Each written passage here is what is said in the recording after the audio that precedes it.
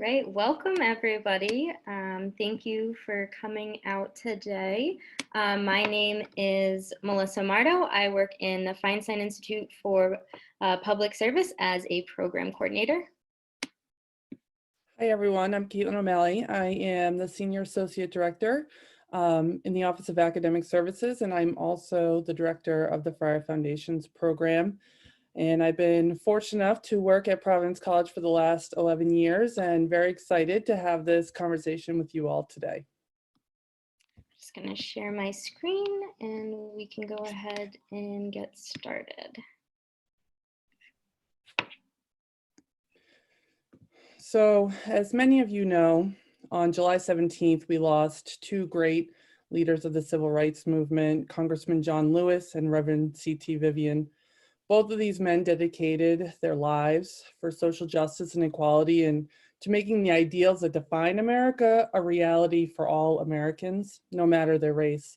So we wanted to start off today with a moment of silence for these two great men and reflect on how we can all carry on their legacy through our work.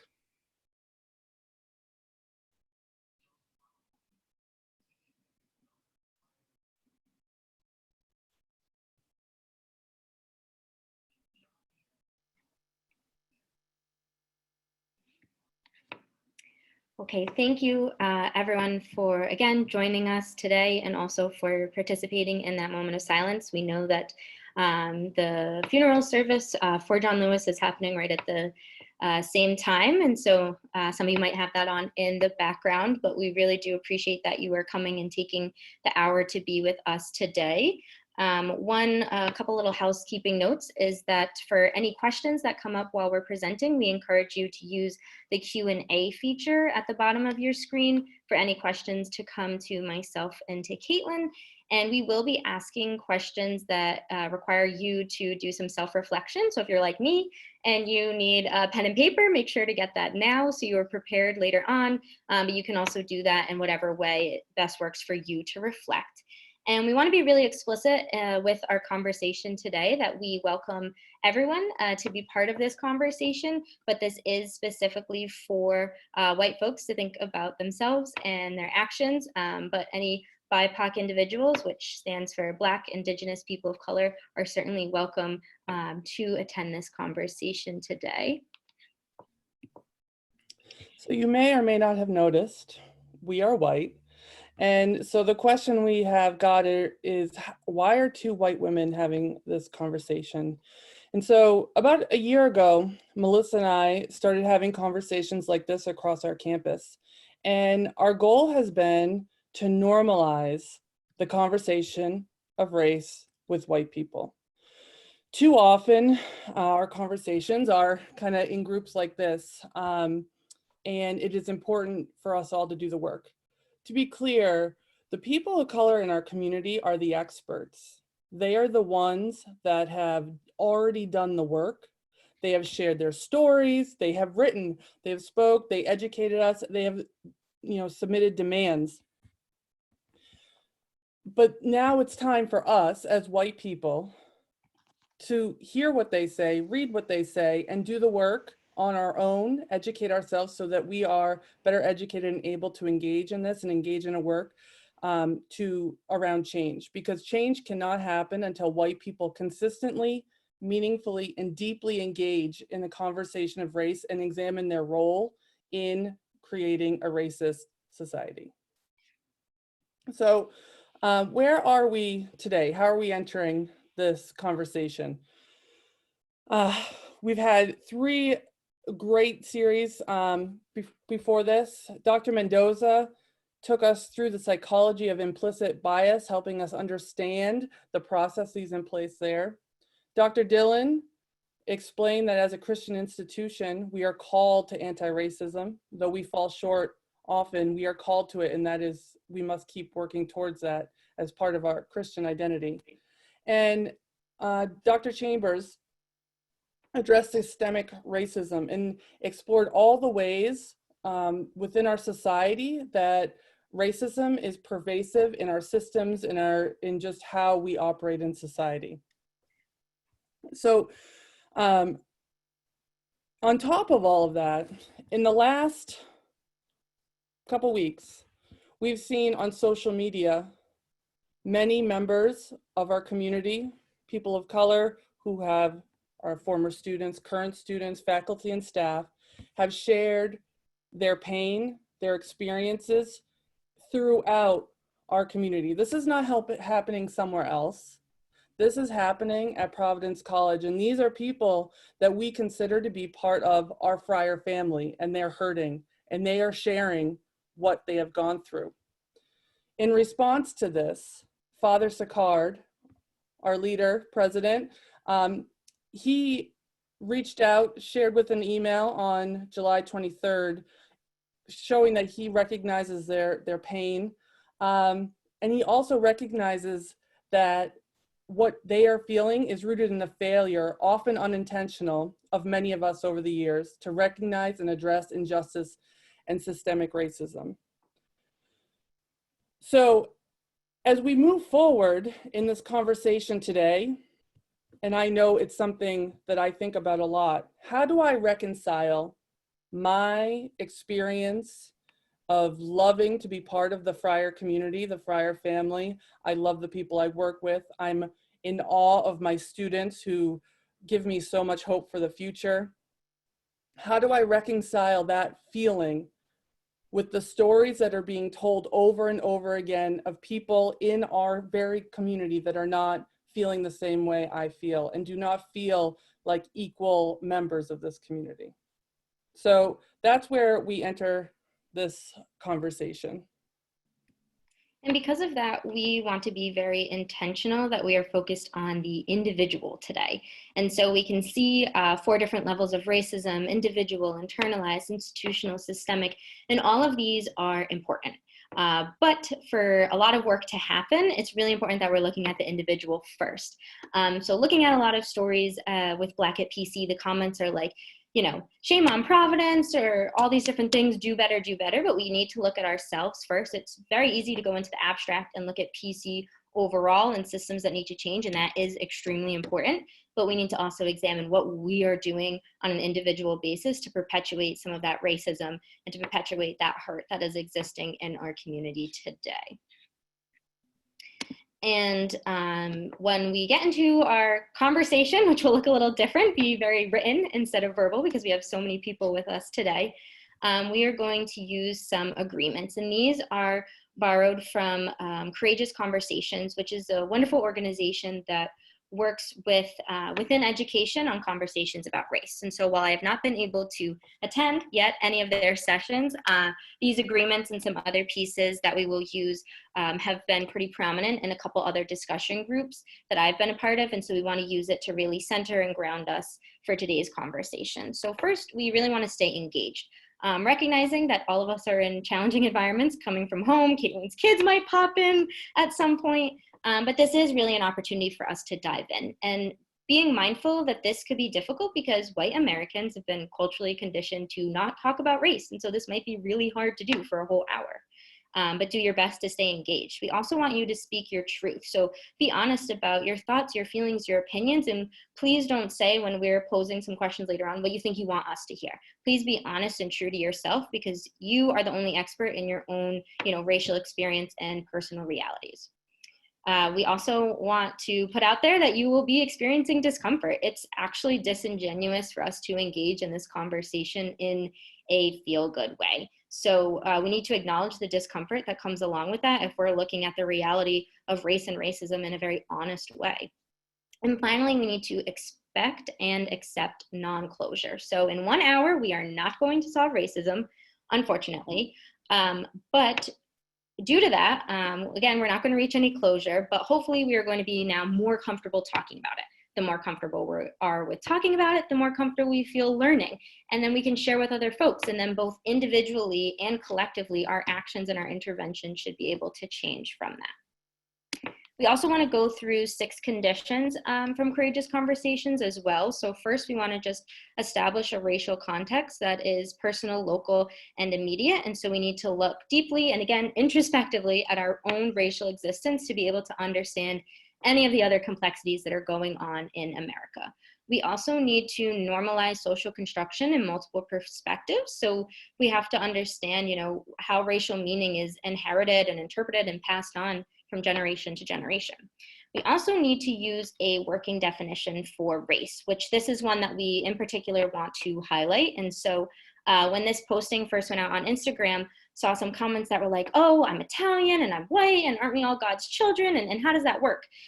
Which can be confusing, but it's important to acknowledge the difference between ethnicity and race. So ethnicity would be Italian, whereas your race would be white. And what does that mean is it is a social construct. So biologically, right, like it's the color of our skin, maybe the texture of our hair, the shape of our eye colors. But within that social construct of race, that's where we're attaching the social and the political meaning that goes along with those physical determinations.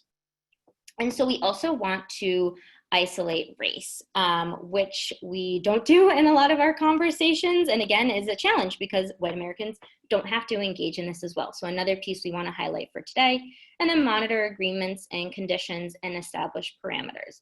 And then finally, we want to examine the presence and role of whiteness. So white has a color, it has a culture. We don't always realize that. And hopefully that's something that we can get to today.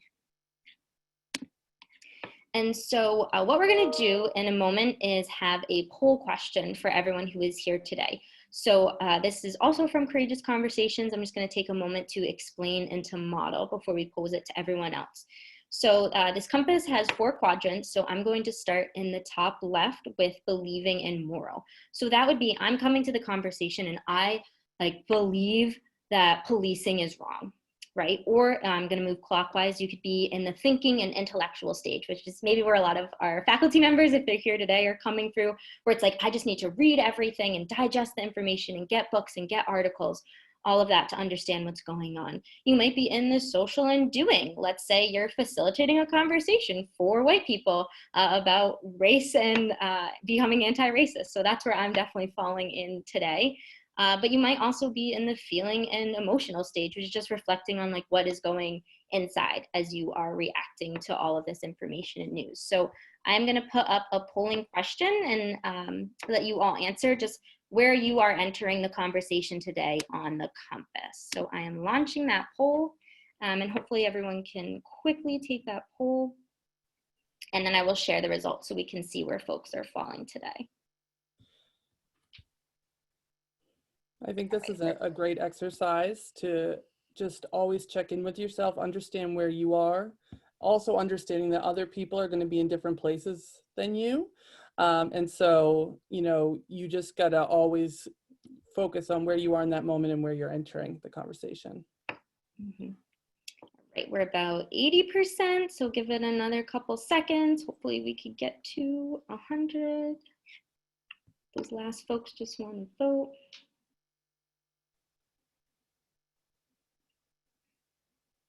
And it is definitely okay to be in multiple places on the compass. Normally I come in at least 2 quadrants with whatever is going on. So we are right about at 90. So give it about 5 more seconds and end the poll. All right, so it looks like thinking is number 1, which is probably not surprising being at an academic institution, but we can really see that we are across the board, right, with believing, thinking, doing, and feeling, which is really good to know how we are all coming to this conversation today and really spread across the quadrants. Okay, so we are getting into it now. And so we are going to look at barriers to engagement, why it is so hard for white folks to really engage in this conversation, whether it's even just with family or friends, or really being able to, have some confrontation when issues might arise in public. And so first we want to focus on white fragility. And Robin DiAngelo defines this as a state where even a minimum amount of racial stress becomes intolerable, and that triggers a range of defensive moves. So this could be both emotional and behavioral. Behavioral, we see a lot of crying could happen, or emotional, there could be a lot of anger or maybe guilt that comes from that. And I will add that definition to the chat box for everybody. And then there's also white silence, right? So this is pretty common where white people or folks that have the privilege of being white passing will stay silent when it comes to issues of race and choose not to engage. And that doesn't mean that that necessarily, right, would make you bad, but also if we're thinking about this idea of becoming an anti-racist, if we're staying silent, we're not far enough along. We might be non-racist, right? We didn't say that comment, but we're not doing anything to actually intervene in that situation. And that would be pushing ourselves, hopefully where we all want to go, to being an anti-racist. Thank you, Melissa. So lack of awareness and lack of ownership, I think go hand in hand. So I'll start with lack of awareness. Lack of awareness as a barrier to our engagement is multi-layered. One layer is because as white people, we are not really forced into these conversations on a daily basis. And I will speak for myself. My day-to-day existence, I don't have to make decisions around race. I don't have to worry about where I'm going or what people might think of me or what encounter I might have in the store, if I ever go to a store again. You know, I don't have to deal with that. And so when things happen right in front of me, I'm not really as checked into it as maybe somebody who has to, a Black person who has to be concerned about the police car that's pulling behind them. I'm not going through those same things. And so it just leads to this lack of awareness. And with a lack of awareness, you're not really pushing yourself to own the fact that you are engaged in a society that has racism, and so you don't have to understand it as deeply. And one of the things I always think about is, as a former student athlete and someone that works with student athletes, I know whether you're a high school athlete, college athlete, whatever you are, you know that when you do something over and over again, you feel confident. And when you feel confident, you're more willing to engage in the conversation. And that's the taking ownership. I'm practicing, I'm learning, I feel good. So come game time, I'm ready to go. But when we don't do that, and I think this speaks to the white silence that Melissa was talking about, we remove ourselves from the conversation. And I can't tell you the number of times over the past year or so, I've heard people talk about this feeling of, I'm not the expert, I don't know what I'm talking about. And so I'm just going to not talk and I'm going to step back. And it becomes this cycle where you're not comfortable, so you don't engage, you don't take ownership, and you go about your life. And the point I would like to make here about that is this cycle is not a passive cycle. It is a decision we make to either engage or not engage. And if we don't take ownership and educate ourselves, we go back to the awareness. You're not going to see it when it happens right in front of you. And you're going to need the social media of Black at PC to tell you what's going on right around you, because you're not checking in. One example I have for my own self is I have been in a situation where a white person said to a Black person right in front of me that how articulate they were. And in that moment, I did not recognize how that might feel to the person of color who heard it.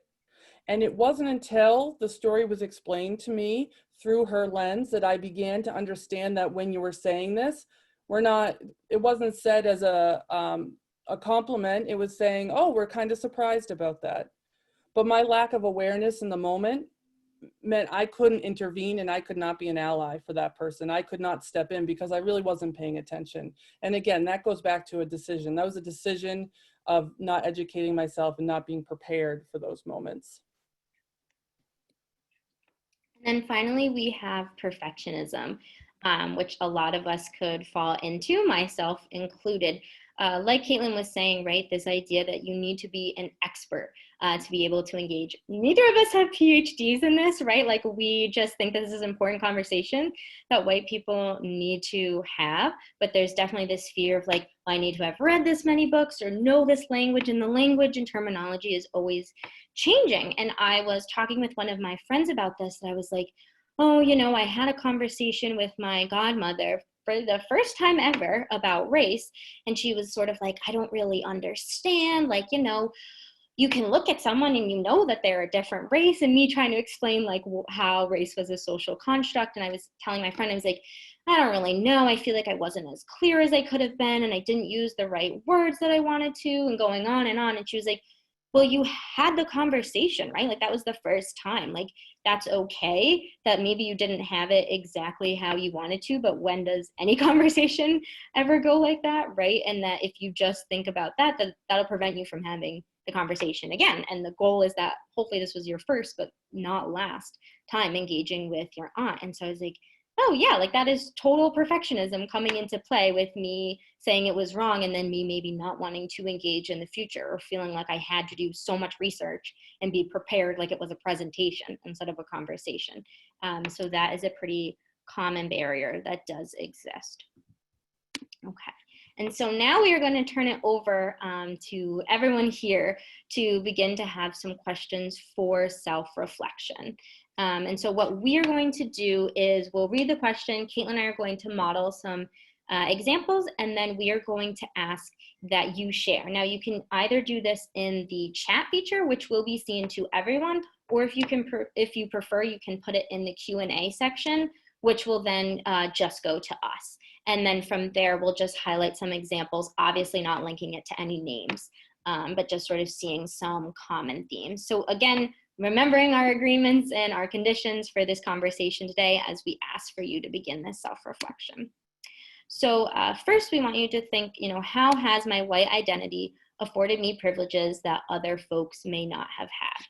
So for me, an example that really stands out to me is a couple years ago, my partner and I, we were driving up to Vermont and we got pulled over. He was driving, not me, and was speeding. And so one weird thing that I remembered from driver's ed was like, oh, you always have to turn like your light on no matter what time of day it is. So I was like, okay, we got to do that. And then he starts rummaging around trying to look for his registration and his license since he knows that's what they're going to ask. So he's digging through the glove compartment, can't find it. Looking through the center console, can't find it. Looking under the seats, all of that. And then the officer finally approaches, all that, do you know how fast you're going? All those things. And at the end, he goes, in the future, make sure you just stay still and don't like rummage around the car because we don't know what you're looking for. Walked away and drove off. And I looked at my boyfriend and was like, we only got that warning because we are white. And what would have happened if it was dark, if we were people of color and we were searching around through the car? We know it would not have ended the same way. And that has really, really stuck with me the past couple of years, especially as we just see now all the police brutality that's happening. And so your example does not have to be exactly like mine, but again, really just being honest and true when you're thinking about any time in your life where your white identity has afforded you a privilege. So we'll give a minute or so for folks to, again, put it in the chat or the Q&A section.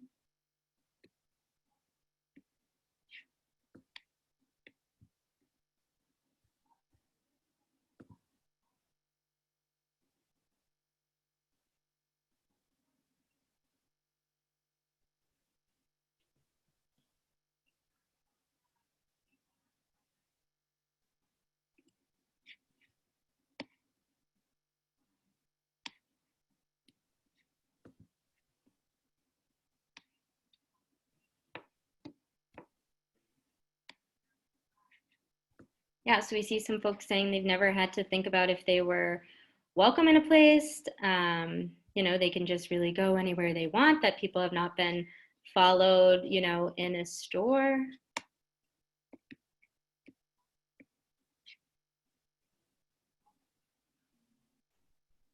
Yeah, thank you to those that are sharing in the chat for everyone to engage in.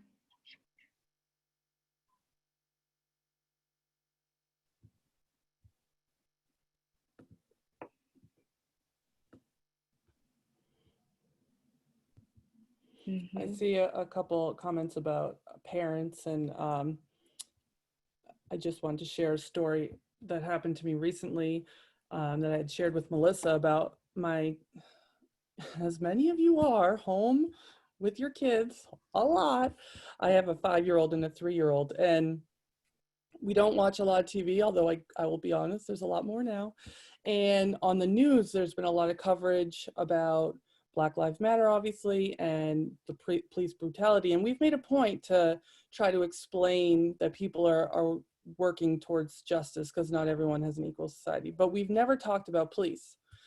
And the other day, my daughter was playing and she had a little policeman doll and he became the bad guy while she was playing. And I was just shocked. And my immediate reaction was, oh my gosh, like, no, police officers are not bad. And because I do believe that. But I didn't have to think about how I am teaching my children to deal with police because they are both white. And I wondered in that moment, was a Black family having that same conversation? Would a Black mother intervene with their children that quickly? Or would that open a discussion about how there are some people that are going to try to hurt you and you have to be very careful when you're out there? So that was a point of I really confronted my privilege in my own parenting. Mm-hmm. And I think, seeing a lot of comments from folks that are like, oh, I don't really know, I haven't had to think about it, right? That's the whole point, that we don't, as white people, have to think about this. And so really encouraging you to really start to try and pay attention a little bit more, because it is inundated everywhere. And so definitely a question to continue to think about. So thank you for everyone for, again, being honest, open, and really sharing from your personal experiences. The next question that we want to talk about is, how does your white fragility show during conversations about race? Do you fight? Do you freeze? Do you flee? And so encouraging you to go back to the definition if you don't remember white fragility. It is in the chat. And then when thinking about fight, not necessarily that you're fighting against someone who said something problematic. I'm glad that you are doing that. But maybe how do you individually fight back if someone might be calling you out or calling you in and giving some valid criticism about something that you might have done, and if you fight against that. And so the story that I want to highlight, and again, feel like I have been doing this work and having these conversations and know sort of how to react in certain situations, that I went through this webinar training and we went through different scenarios that we had to model out. And so one of them was that you're at like a barbecue gathering and you hear one of your white friends talking to one of your Black friends saying like, oh, you don't act Black.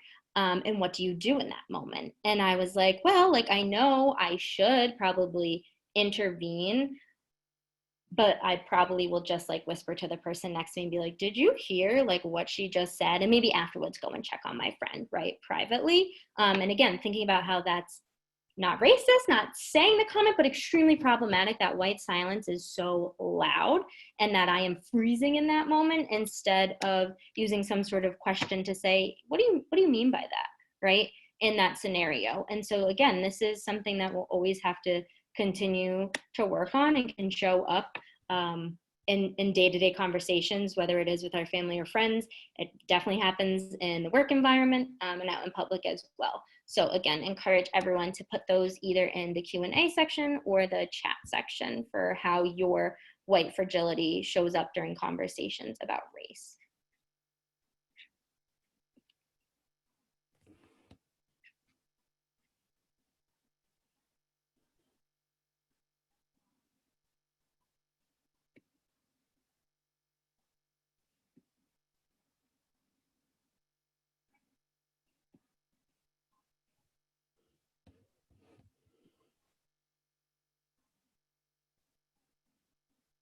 Yep, so we see some folks who are saying that they freeze.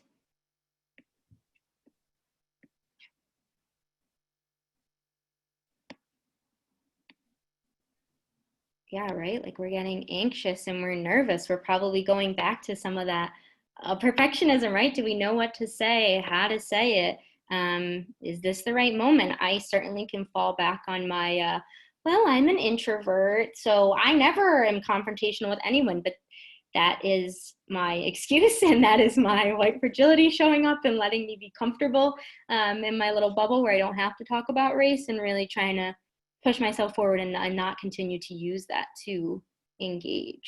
Yep, we see some folks that flee as well. I think that to the point earlier I made about the practicing, because we have as white people so few conversations of color about race and color and the differences, because we don't engage in that a lot, when the time comes, it's usually a stressful moment for us where we feel like we are going to freeze or flee, or if it's a confrontation or you're confronting how are you supposed to deal with the situation. And another one of my favorite sayings is, you don't fix the roof when it's raining. You do the work before you get in that situation. Now, obviously, we can't always plan for that, but that's why it's important to just constantly engage every single day. You could read an article, you could listen to a podcast, you can do things that help you get more comfortable. And the more you talk about it, the more prepared that you are going to be in those moments. It will never be comfortable. I think Dr. Mendoza made the point about our natural, when we're in those moments, we get uncomfortable. And that's our body telling us we need to deal with this. And that's actually a good thing. We're learning. We won't make that mistake again because we're uncomfortable. But the importance is helping ourselves not run away from it or be frozen in that conversation. And I see a couple of folks who are like faculty and really being like, I'm so terrified of this coming up or having to confront somebody in class, right? And I think if we are listening intently and reading some of the stories that are Black at PC, you can see the harm that happens when we don't say anything and how our students are feeling in that moment. And that silence, again, that silence is almost like violence, right? When they're going through some of these traumatic situations. And so, again, not having to be perfect, but having something that can be said to the class, or even posing to the class, hey, that kind of makes me uncomfortable. What do other folks think about that? Are there other reactions? And then maybe afterwards being able to pull that person that made those comments aside, because a one-on-one conversation will let you go deeper, but that first moment can't be going unsaid as well. So definitely something to think about. I am not in a classroom, and so I definitely cannot totally understand that situation. And it must be very hard, but you do want to make sure that we are, protecting those students that are being harmed by those words. So we're going to move. Wait, Melissa, before we go on, on that point, I had a conversation with a faculty member yesterday, and one of the points he made to me is he originally had seen race as something that's covered in like a specific day. He didn't really see how the topic engaged throughout his whole course. And that upon reading more, he realized that it really is ingrained in every single thing we do. And we talked about how setting the tone from the beginning of the class, how often do we say in the beginning of a class, this is how we're going to deal with confrontation? Do your students, and we'll get into this a little bit more, but do your students know how to handle it? Do your white students know how to handle it? Do you know how to handle it? And so like we said, we can't answer all of these questions in this moment, but I think that's what you want to do. You want to set the table so that when you're in your course, that you're comfortable with the process, and everybody in the class understands that these inevitable conflicts, this is how we're going to deal with them together, and that it's important that we talk, that silence isn't the answer. Oh, on to me again. So something that has really been helpful for me and to this question, do you regularly check in on your own behavior? I am someone that for years felt like I was a pretty good person. I still think I'm a good person. I really didn't think I held prejudices. I was probably, you would be considered in the more liberal side of social justice issues. But over the past couple of years, I realized I did not check in on myself a lot. So I would be the first to post on these social media accounts, this is terrible, I can't believe this is happening. But I really wasn't looking at my life and my interactions and how I was negatively impacting not only the people around me, but allowing things to exist around me that were racist. And one example I have for you is that I started journaling. And the thing that struck me is I am so socialized to believe, and these things happen so quickly that I may not even understand it. So for example, I was driving to campus and a really nice car pulled up next to me. And I just like looked over, I was like, oh, awesome car. And as soon as I saw the driver, who was a Black woman, my immediate thought was, wow. And I had to process that. And so the point I make is these things are happening all the time in our minds because society tells us what white people should do and what people of color should do. And we just ingest it and we take it in unconsciously. And so just reflecting on your own behavior can help you kind of find those blind spots for yourself.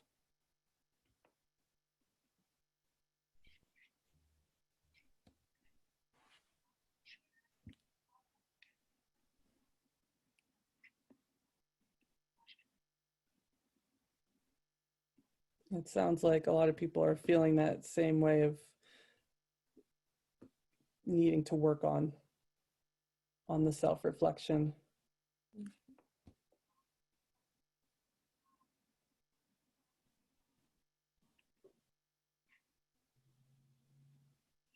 And I think, like Kaitlyn was saying, like it happens just so fast. And again, white Americans, we don't have to think about this, that it just can happen. And you're like, oh, didn't even realize all these thoughts that were, going on through my mind. And that hopefully as we, after this, really start to pay attention, see it more as well, because it really can just go so unnoticed. We don't have to think about it. I think the other thing that I would say is sometimes when you're doing this self-reflection, and I've seen a little bit of this, as you start reflecting, I've seen a little bit of the chat, so thank you for sharing. As you start reflecting, you're kind of like, man, I am not who I thought I was. And that takes some doing. And so you almost kind of like recoil from the reflection because you're like, I really don't want to dive deeper. It's kind of like the injury that it hurts when you touch it. So I'm gonna lay off. I'm not gonna touch that anymore because it hurts. And so, we have to resist that urge to shy away from it. I can tell you that, growing up, my father had, would tell stories about attending marches with Martin Luther King, and he was he was a teacher in Boston during the time of busing and how terrible that was. And my whole family's identity was kind of like, we are good people because our father like fights for justice. But then we almost use that as a pass to like not have to dive any deeper. And so I think self-reflection helps you get through the surface, I want equality, into the deeper stuff of how you perpetuate it every single day. I love this example that someone shared, that they have a regular practice when they're getting ready to go to bed, sort of like an examine, and really ask myself, what could they have done better throughout the day? And so setting aside that intentional time, that's really nice to kind of process the day itself, is a really great suggestion. Awesome. And that's a great suggestion, to turn it into a productive event, not something that you're like, oh, I'm terrible and there's nothing I can do about it. It needs to be, I've made mistakes, I've reflected on them, and here's how I'm going to do better tomorrow. Mm-hmm. So this is a conversation I've had a lot with my coworkers and other people. Those of you who work at the college or whatever situation you're in, we all have power dynamics that we are working within. And so the first question here is, are you open to feedback about your behavior? So if you do something that crosses a line, are you open to hearing about it? And I think the more important part of this question is, if you are open to it, do your friends, family, and coworkers know that you are open and how to approach you? I think too often we have, if someone who is my supervisor does something, I'm going to be a little more nervous about how I approach that person. When I'm supervising somebody else, if I do something, do they know how to approach me, or that I will be okay hearing what they have to say? And I'm open to hearing it any way that they're comfortable sharing it. And I think the only way that we can get to this point of improving the dynamics within our community is if we have regular conversation. But if we have the barriers of discomfort and then we don't know exactly how to approach people when they make the mistakes that they definitely are going to make, because we are all are going to stumble here because there's work to be done.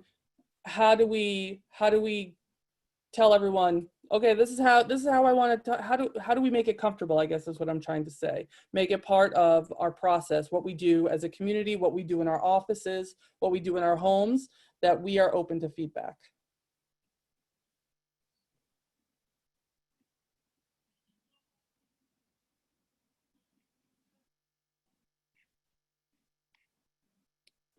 Yeah, it's great. A lot of people are saying they're open to feedback, and I think that a lot of us think we are, which is great.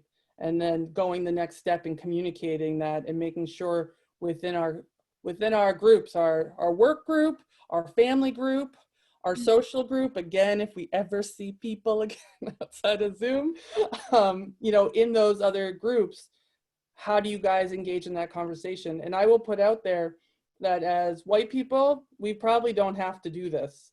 We don't have to engage in conversations because when we're in a group of just white people, it almost never comes up.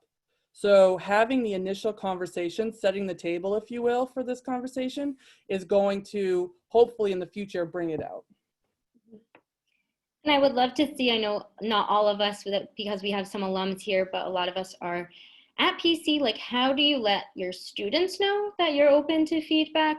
Would be great, and especially to share that in the chat so that can be a resource for other folks that want to start doing that, but not sure how.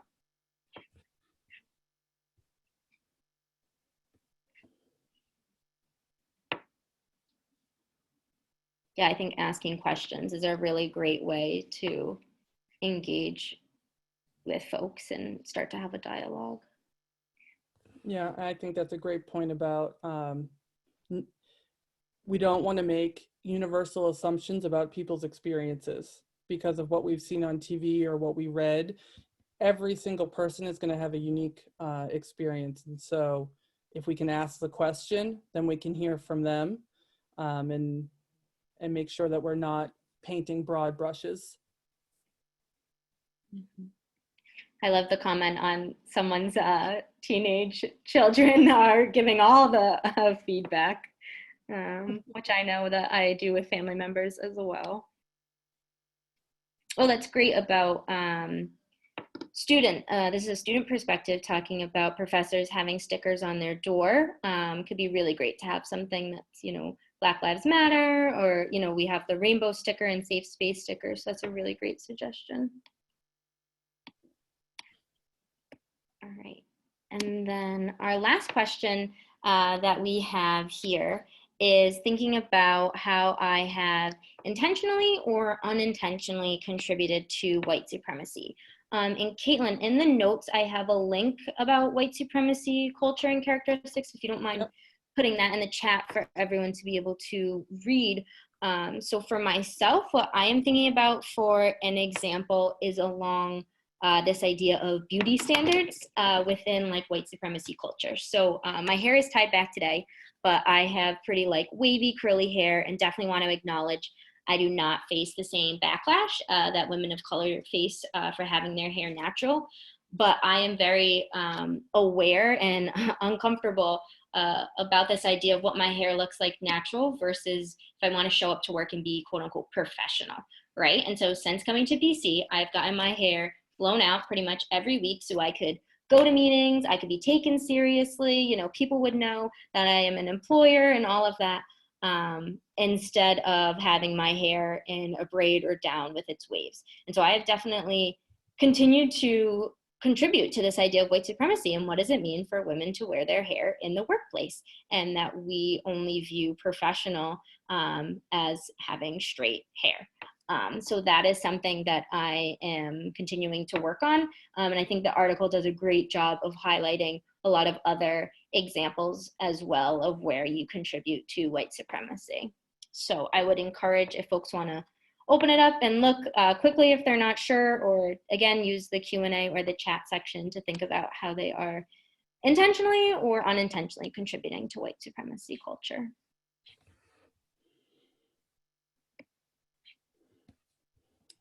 Melissa, I know for myself, when I think about working with students and all of the instructions I give them to be professional and to navigate our Providence College community, how you communicate and dress, and um, all of that, all of that great advice I give. When I think about it, where does that come from? It is a very white-centric idea of what is acceptable. And then I'm passing it on to my students of color, who then have to navigate, where does this come from? Do I have to assimilate to this so that I can fit in and be successful? Is this the only way that I'm going to be taken seriously? Yep. I see a really great one in the chat around articulation, which we know is huge, right? And definitely folks saying, oh, you speak really good English. And like, what does that mean? Or when we're correcting folks. And, I've been hearing more and more about like African-American vernacular almost being bilingual, and that isn't being recognized, and having to, switch depending on where you're at. So I think that's a really great point that was brought up. The act of not speaking up and our silence in itself is contributing to white supremacy. Yeah. Yeah. Yeah, this is a harder one to think about, for sure.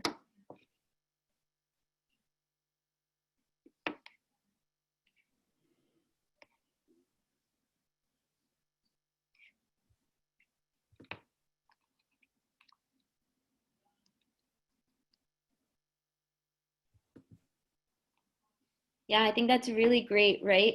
Awesome point about growing up poor, but realizing the advantages from being white. And definitely, I know today we're not getting into the intersectionality that comes with all of our different identities. And that is really difficult for some folks to understand, right? When it's just thinking about class of like, what do you mean I have all these privileges and advantages? But all the opportunities when you're just isolate and think about race that is afforded to you. So that's really great that you've been able to kind of work through that and see the difference.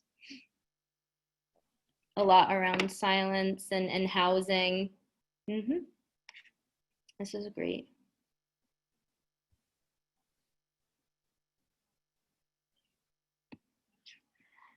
Awesome. Well, thank you for participating and sharing for all of these 5 questions.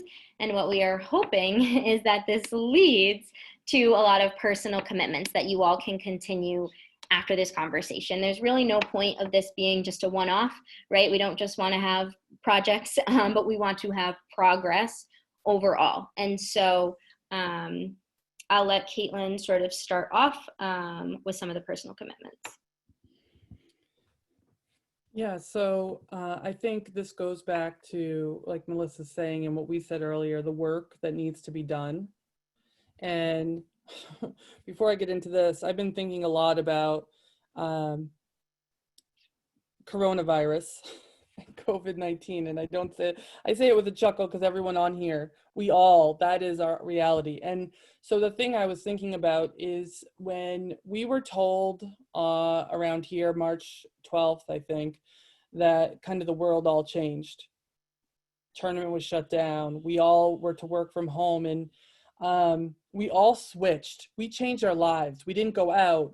We didn't go to restaurants. We sent one person to the store. We're wearing masks. Hopefully, everybody wear your mask. Please wear your mask. But we all made these changes quickly, and they were really hard. And we did it because we were scared for our lives.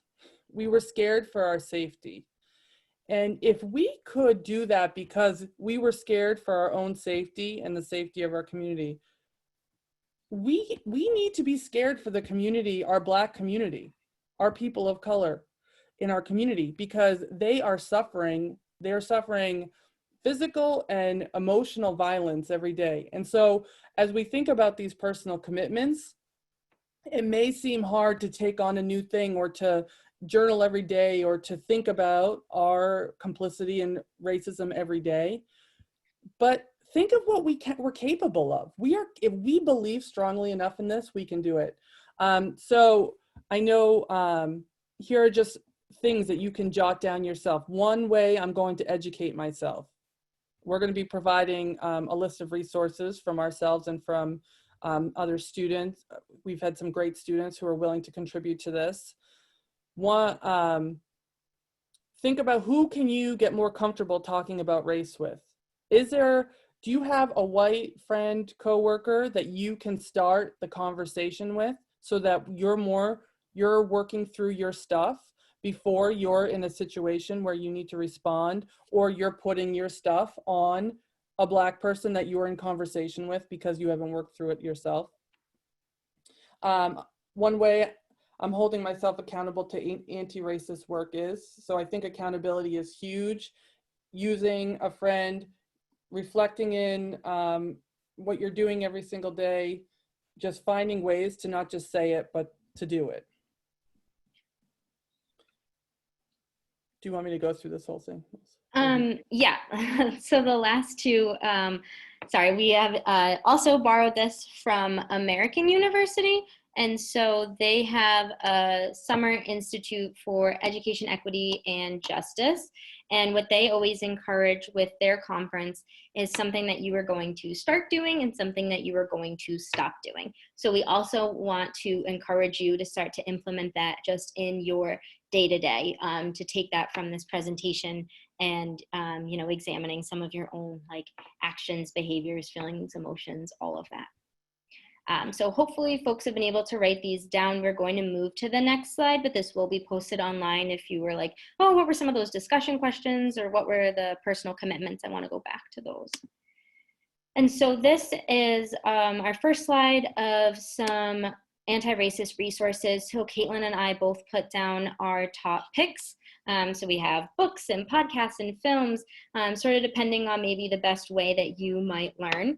And then we also have a couple of links at the bottom. And so if folks are not familiar with using a QR code, what you can do if you have a smartphone, you're able to go into the camera setting. And if you scan or just put the phone right near the QR code itself, it will then pop up for you to click on that tab. Or you could just Google the names itself, and that should also bring you to the website if you're not sure on how to use the QR code. So I won't go, we want to leave some time for questions. So again, maybe taking a picture of this as we move on to the next slide.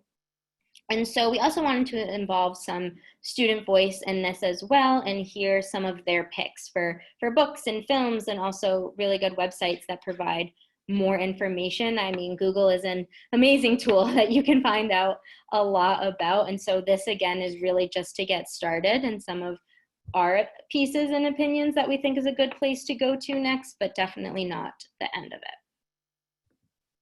So hopefully folks can take a picture, and again, it will be posted online. So before we go into some questions and answers, that we just wanted to bring Congressman John Lewis back into here, and he shared this quote. And actually we had put this quote up prior to this morning, where a op-ed was released, something that he wrote before he died, to be released on the day of his funeral. So I've included that in the chat. It is really powerful, and to see what he wrote and his life and what he fought for and how long he fought for it. And while we have so far to go, the change he saw, because he was relentless in his pursuit of justice. So we just wanted to recognize him, and I've put that into the chat. And before we get into the question and answer, just to kind of close out, this work is hard, but it is a lot harder for the people of color in our community to live every single day having to bear this burden themselves. And if we as white people do not commit to this conversation with each other every day, it cannot change. And if we don't do it over and over, then the people that come after us are still going to be freezing, and they're still going to be uncomfortable, because we did not create an environment that accepts this kind of conversation and normalization of the conversation. And if we don't do it, when will it happen? So right now we've had over 100 people on this chat who have been exceptionally engaged, and we're so thankful for that. Do the work. Do the work. Go back to your offices, to your family, to your community, and do the work so that the next time something happens to a Black person in our community, we can step in and support them. They don't have to do it themselves. And hopefully it stops happening.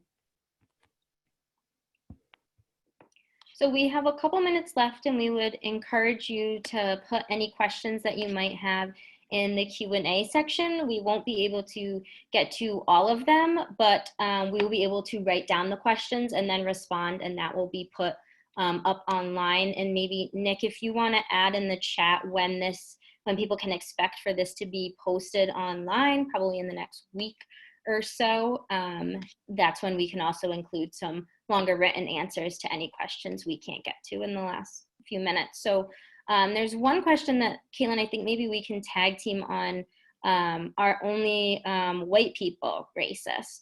And so I know this is a conversation that we've talked about, and I know there's conflicting viewpoints out there, and maybe if you can talk a little bit about Ibram Kendi and his book, How to Be Anti-Racist, and then I can sort of talk about the definition of racism as well. I think that certainly white and Black people can hold prejudice. The racism question comes to power, and I think that's where, if you listen to Ibram Kendi, he will say that Black people can be racist because he does not want us to take away the power of Black people and say they can't do racist acts. But collectively, as white society, we have the power. And so as a collective, really white people are the ones that can use their racism to subject people to different policies and the sociology of behind all the systemic racism.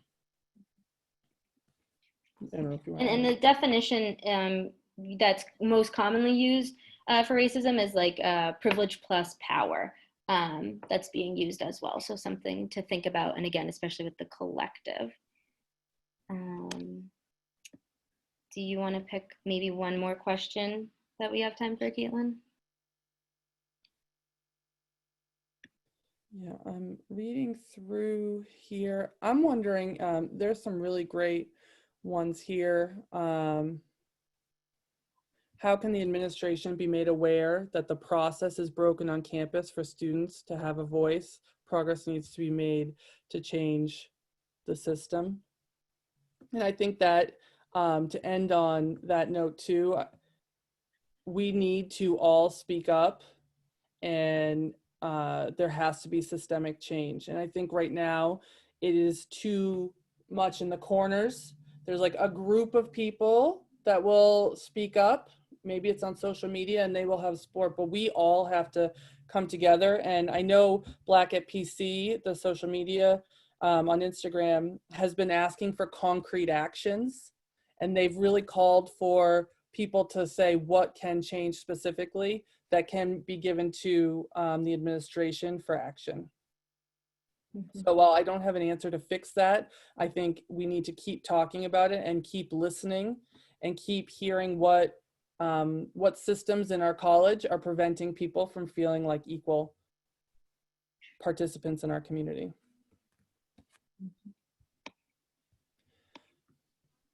Great. I just want to end by saying thank you all, and thank you for your engagement in this Zoom webinar.